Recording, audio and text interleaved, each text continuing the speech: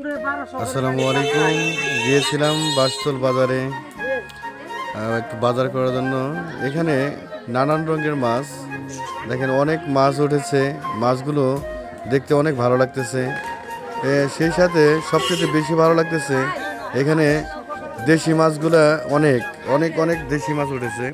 দেখেন খুব সুন্দর টাকি মাছ, চিংড়ি মাছ, একদম একদম দেশি ন্যাচারাল মাছগুলা। আমরা অবশ্যই এই মাছগুলো সচরাচর পেয়ে থাকি না।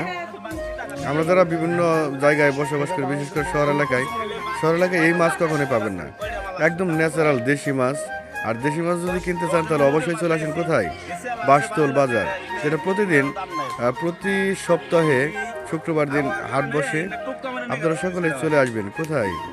বাসতল বাজারে। বাসতল বাজারে চলে আসবেন। অনেক সুন্দর একদম দেশি টাটকা মাছ পাবেন এখানে। দেশি টাটকা মাছ, সুস্বাদু মাছ, অনেক সুস্বাদু। কাজে আমরা অবশ্যই দেশি মাছ কিনতে হলে অবশ্যই চলে আসবো কোথায়? বাসতল বাজারে।